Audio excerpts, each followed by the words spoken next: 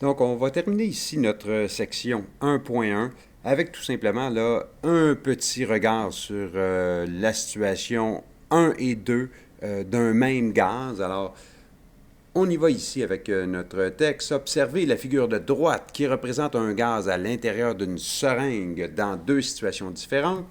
Les quantités de gaz peuvent-elles être égales? On nous demande d'expliquer ceci. Ben, l'idée, évidemment, c'est oui. La réponse, c'est oui. La raison pour laquelle c'est oui, c'est qu'un gaz, ce n'est pas le volume qui va pouvoir me donner la quantité parce qu'un gaz, c'est ce qu'on appelle une phase qui est compressible. Alors, une même quantité de gaz peut avoir tout simplement des volumes qui sont différents. Alors, évidemment, ici, on sait que ce qui va faire la différence, c'est la pression. Autrement dit, je sais que si ici mon gaz se trouve à avoir un volume qui est plus petit, c'est tout simplement parce que la pression qu'on exerce, elle est beaucoup plus grande. Donc ici, mon gaz a un plus petit volume.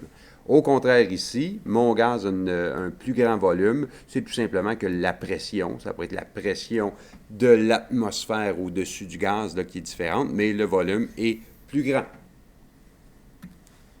Donc ici, on dit que si les quantités de gaz sont égales, qu'est-ce qui diffère dans les deux systèmes? Expliqué. Alors donc, c'est, comme je viens de dire, la pression qui va être différente.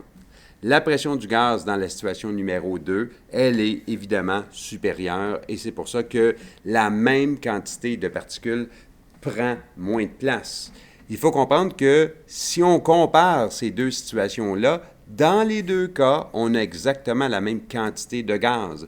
Donc, si on parle de la situation 1 ici, de la situation 2, il faudrait dire que le nombre de moles, évidemment toujours représenté par N, le nombre de moles dans la situation numéro 1 est égal au nombre de moles dans la situation numéro 2.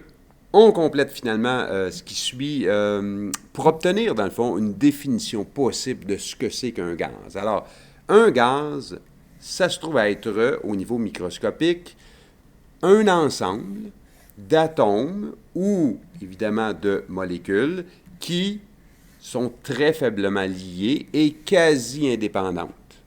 Alors, il n'y a pas de volume propre comme on l'a montré ici. On avait, dans le cas ici, un gros volume et un petit volume, pardon, et dans celui-là, un plus grand volume, pourtant avec des quantités de gaz qui sont les mêmes. Et il tend à occuper donc tout le volume disponible.